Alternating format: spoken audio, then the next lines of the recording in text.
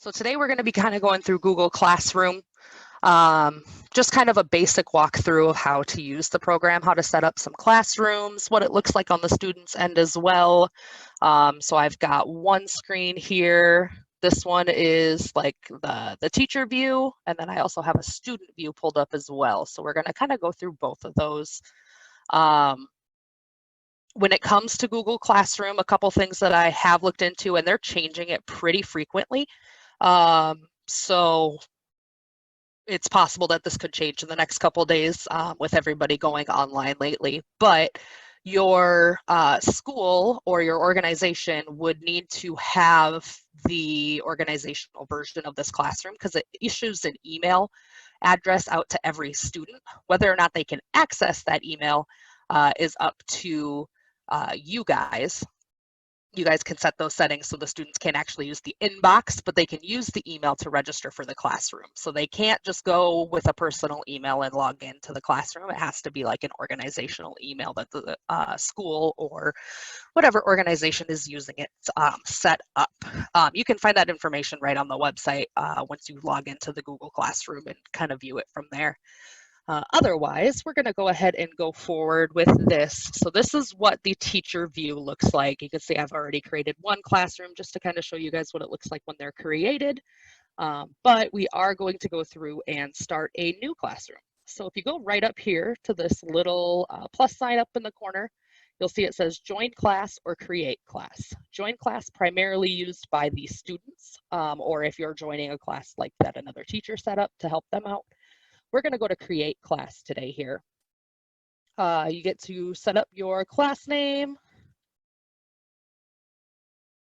You can fill out your section, subject, room. You can make it as detailed as you want here. I'm just going to pick a random name here.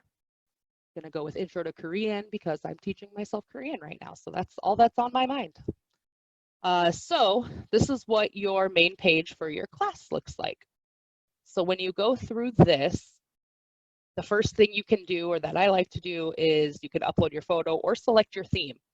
So Google themselves will have a couple different themes that you can do, choose from if you just want something simple. Otherwise, I am going to upload one that has a bunch of Hangul on it, just to make it fun and exciting. And then you'll see the banner change right here. So when you sign up with the classroom, you will see the class code here. So there are two ways that your students can access this code. The first way is if you're sharing your screen, you can display the code and have all of your students type in the code into Google Classroom. The other way is you can actually just copy the code here and you can just shoot it out in an email to all your students. They can enter that code in again. So if we go to the student view really quick, I copied that. So we're going to go to the student view. So it says right here, if you hit that plus sign, they don't have an option to create the class, of course. So it's going to pop up right here, ask your teacher for the class code. So we're going to paste that class code.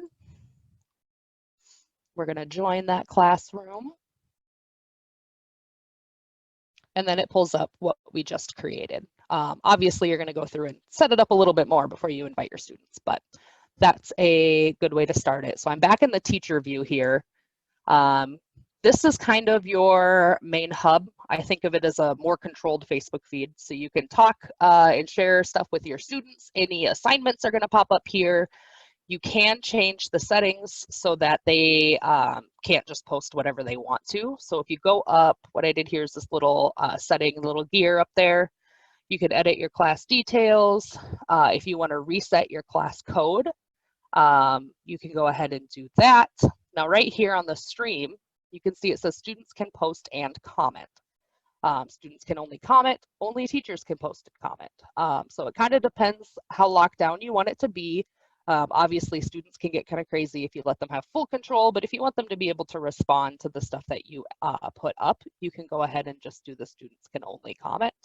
We're just going to do that today.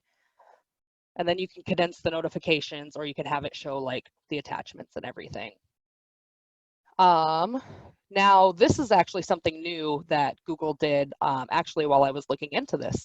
Before, you couldn't actually use a virtual classroom. You had to use a third-party application if you wanted to virtually talk with your students. But now Google has Meet, so you're actually able to just use that. You can broadcast your screen, you can do an actual lecture, have all the students jump in. So it's kind of up to how you want to do that there. And then the last section is just your grading. So you can update if you want it weighted by category, or if you want your total points there. You can see if you want to show your overall grade to the students.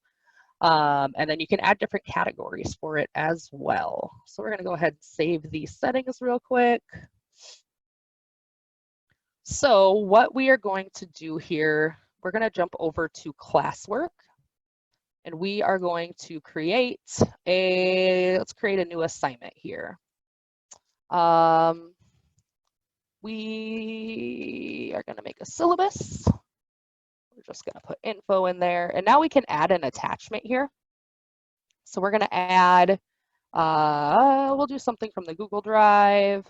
We will go into the syllabus right here. Students can view file, students can edit or make a copy for each student. For a syllabus, since they're not going to be doing any writing on it, I think we're just going to do students can view file. But if you're sending like a worksheet or something that they need to fill out, sending a copy for each student is probably a good idea on that one. That way it will actually send you a different file for each student that has completed it, rather than all of them being able to view and edit the one file. So over here, you can see, so you can add it to your different classrooms. So if you saw on my teacher view, I already had that one classroom created. So you can actually go ahead and throw it in there if you want, or we're just going to leave it at Intro to Korean because it's not a world history syllabus. And then all students. So right now, I just have a different DoSpace account on as the student, but your students will actually all appear here. So you can actually check or uncheck which students you want to be able to view this.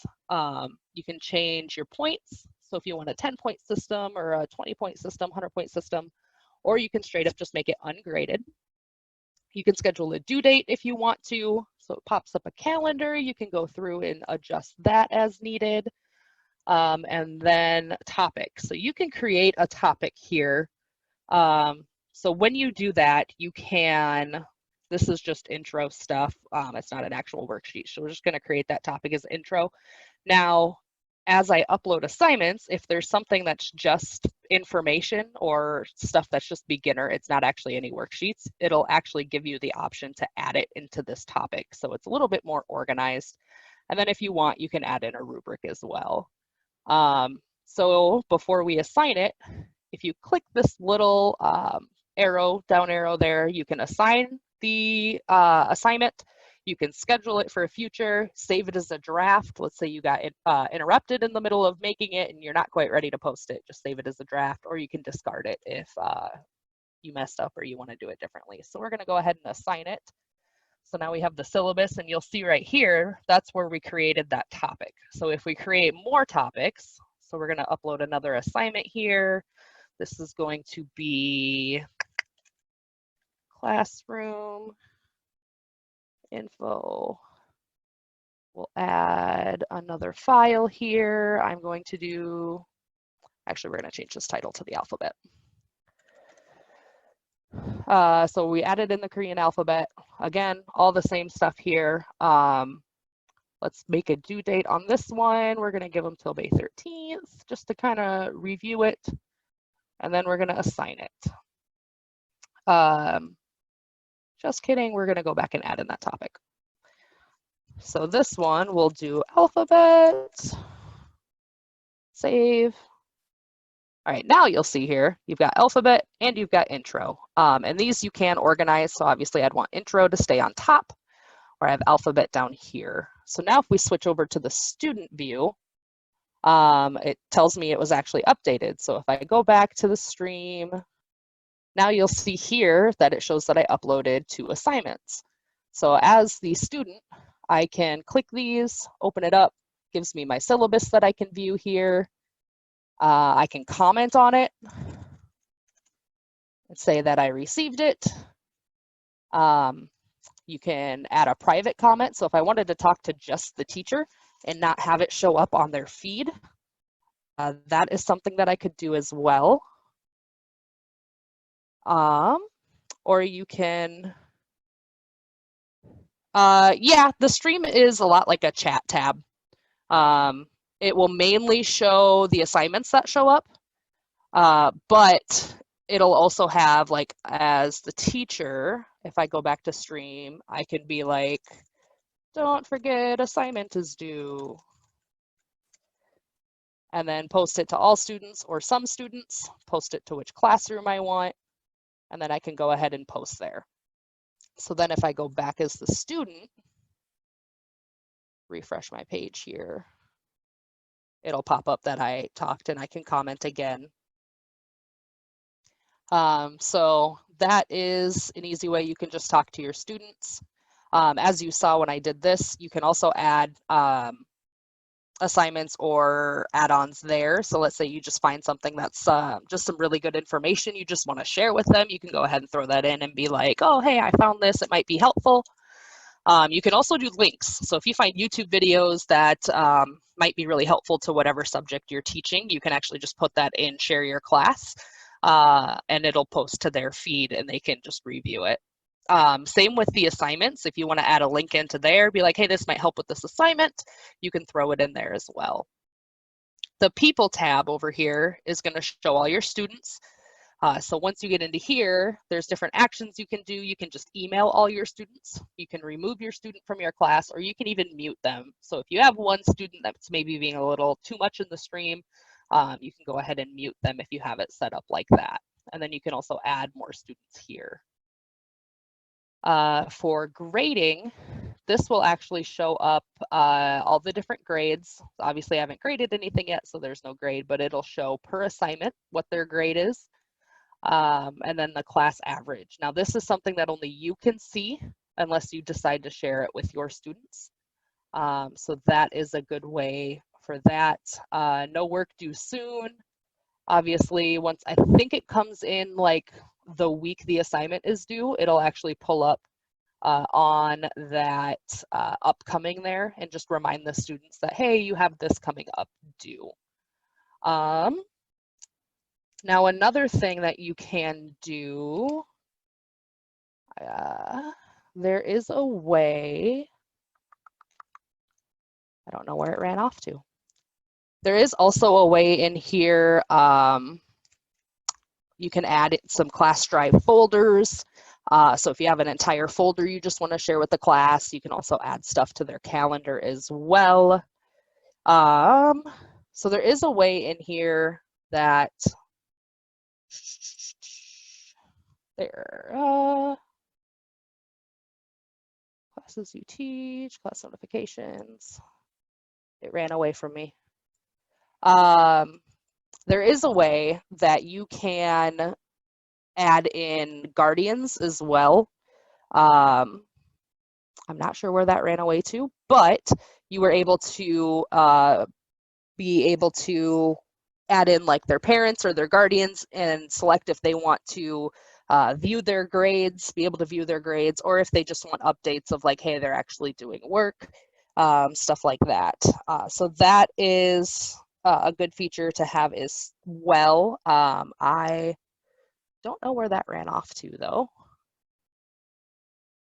So when it comes to the actual Google Classroom, I mean, it's pretty simple to use. There are a lot of external things that you can actually add to it.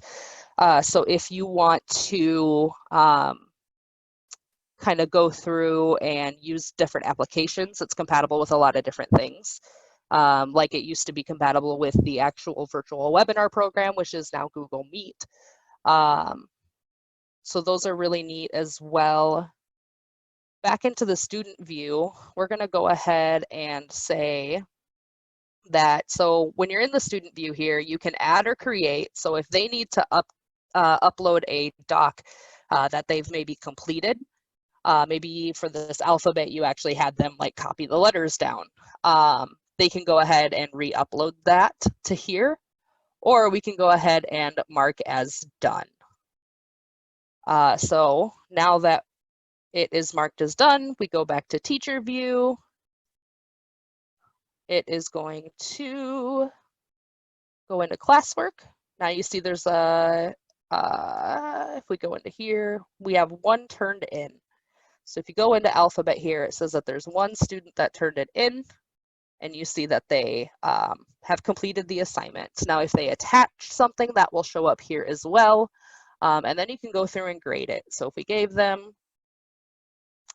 now they have 100% done.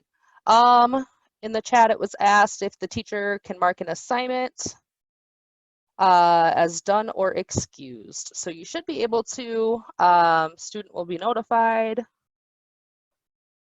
You have the ability to actually go through and edit the different ones. For each student, I believe you just take them off the classwork if it comes to them being excused. If it's done, it is something that they are going to have to submit. There's no way for you to like go in and say that they've completed it themselves.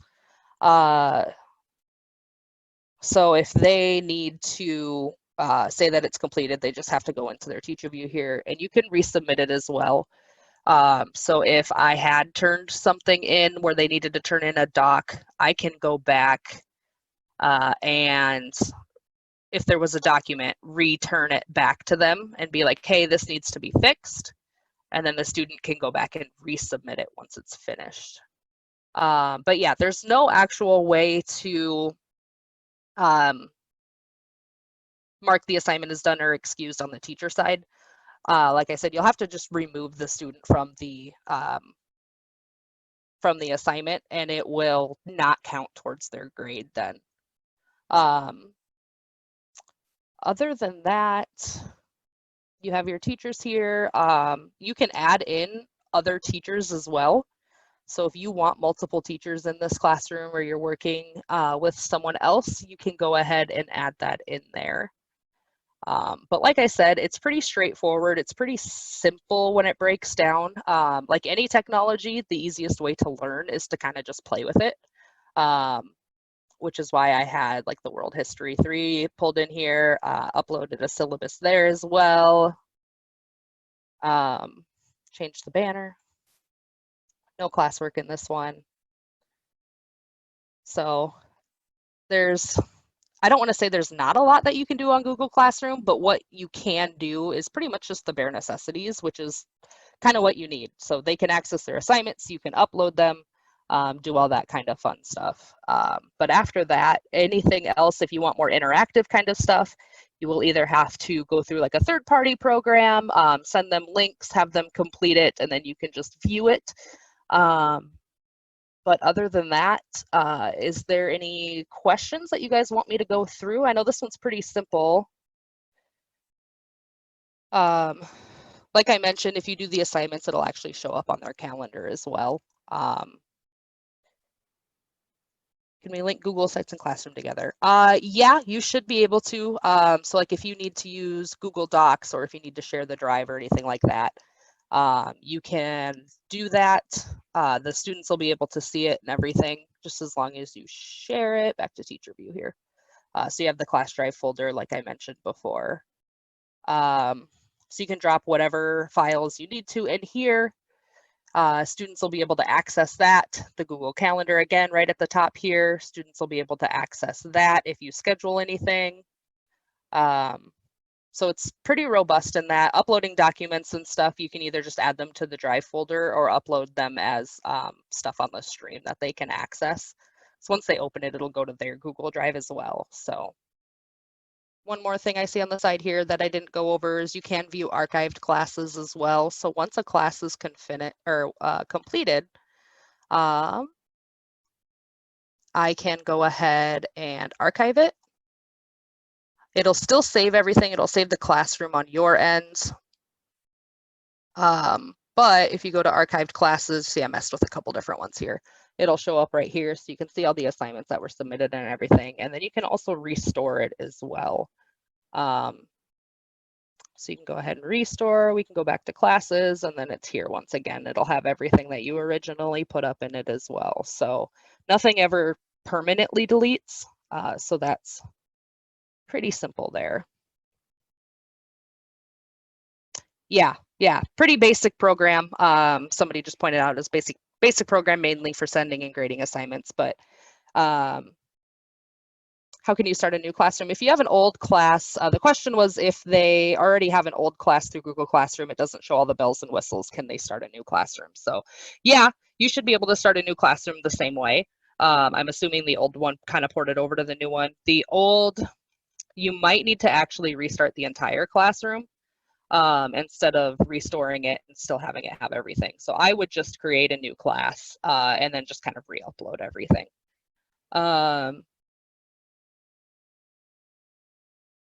Yeah, you can make it a work at your own pace and just use the same stuff over and over again. So if you wanted to actually go through, it's not going to update as much or be as clean, but if you wanted to make it so the students can't comment on any of the stuff and just you, that is a way that you could just reuse the class the next semester or something. Maybe just push the assignments back to the top here so you can move to top and be like, all right, now you're on this one. So go through, find the assignment that's due for that week and just move it to the top. That way you still have all of your assignments loaded. You don't have to go through any of that work and stuff like that. So yeah, you could easily reuse the class. I would just shut off so the students can't comment then, because obviously if you have a new class of students, all the old students would still be in that stream feed there. So actually Google Classroom, if you go up into the dots up here in the corner where you would access your mail and everything like that, if you scroll all the way down to the bottom, there is a classroom option. If it's not there, yeah, you can get it from the G Suite Marketplace, but the couple times that I've used it, it's always been right there on the bottom from the start. So for testing and stuff like that, if you have a test that they want completed too, it's the same process as uploading any syllabus or any assignment. You can just create a Google form and either upload that or link to that as well. So that's a way that you can actually grade assignments from right here too. They're grade tests. We got a couple minutes left if there are any other questions. You guys have asked actually quite a few good ones. How to make a fillable form for them. That is something that I mean, it's pretty simple. If you just go through Google Forms, you would actually just add the different sections to it, play around with it. That is definitely something if people are interested in, we could probably do another webinar on, just because it will take a little bit longer than the couple minutes here. But yeah, Google Forms is pretty simple to play around with. I'll give you just like a brief look at it. So a blank one just starts as this. Over here, you can kind of edit it, add pictures, stuff like that. On this one right here, you can select which type of question it's going to be. Okay, yeah, it actually looks like there is a webinar coming up for Google Forms. So I would definitely check that one out. Our moderator, Kana, will be able to add a calendar link for that. Today's class will actually submit it if we can save today's class. That will actually be uploaded onto YouTube. So keep an eye out for that. All of our webinars are also posted there as well. So if you guys want to go through them and rewatch them, you absolutely can. We'll give a moment for Kana to get that. There we go. So there's that link in the chat right there to use Google Forms. So I would definitely just check that out. That'll go a little bit more in depth of what the Google Forms can do. And then again, it's just a link or an upload to the Google Classroom. So from there, it'll automatically send you a grade for them, what they got wrong, what they got right. So, and then you'll just go through and add the grade like we did on the side over here when we were interned in. You could add the grade right there. So you'd do that as an assignment saying, hey, they completed the form. This is the grade you got. So, yep. And like Kana said in there, they also have some additional programs in Google Docs and Google Slides as well. So if you need to make a PowerPoint or just learn how to use Google Docs, we'll have some webinars for that too. So definitely keep an eye out for that stuff.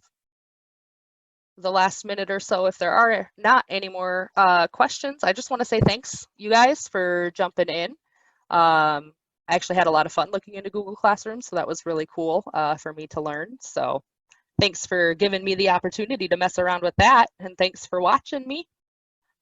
If you guys ever need anything or have any other questions, obviously we're all here for you. So any other webinars you might want to see, that'd actually be good to reach out to us too. So Other than that, I hope you guys have a good day, and I hope we see your names in a couple other webinars. Thanks for coming, you guys.